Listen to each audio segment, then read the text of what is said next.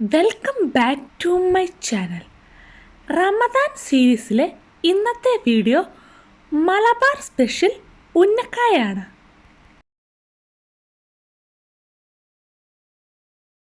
ഉന്നക്കായ തയ്യാറാക്കാൻ വേണ്ടി ഞാൻ ബനാന എടുത്തിട്ടുണ്ട്. ബനാന ആവിയിൽ വേവിച്ചാണ് ഉന്നക്കായ തയ്യാറാക്കുന്നത്. ഫസ്റ്റിലെ തന്നെ കട്ട് ചെയ്ത് ആവിയിൽ വേവിച്ചെടുക്കാം. ആവിയിൽ വേവിച്ചതിന് ശേഷം തൊലിയെല്ലാം കളഞ്ഞ് ഏത്തപ്പഴം ഉടച്ച് നന്നായിട്ട് കുഴച്ചെടുക്കാം. ഇനി ഫില്ലിംഗ് തയ്യാറാക്കാം.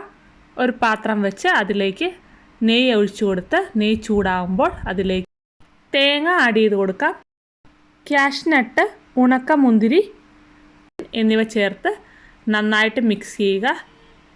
ജസ്റ്റ് ഒന്ന് ഫ്രൈ ആയി വരുമ്പോഴേക്കും അതിലേക്ക് ഷുഗറും ഏലക്കാപ്പൊടിയും ചേർത്ത് കൊടുത്ത് നന്നായിട്ട് മിക്സ് ചെയ്ത് ഫ്ലെയിം ഓഫ് ചെയ്യാം.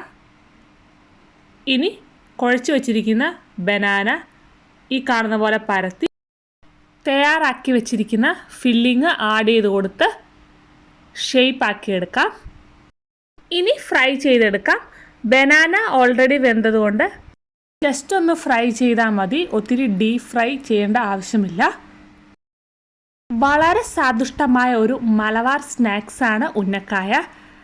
എല്ലാവരും ട്രൈ ചെയ്ത് നോക്കുക. വീഡിയോ ഇഷ്ടമായാൽ ലൈക്ക് ചെയ്യുക, ഷെയർ ചെയ്യുക, കമൻറ്റ് ചെയ്യുക, സബ്സ്ക്രൈബ് ചെയ്യുക. മറ്റൊരു വീഡിയോയുമായി കാണുന്നവരേക്കും ബൈ.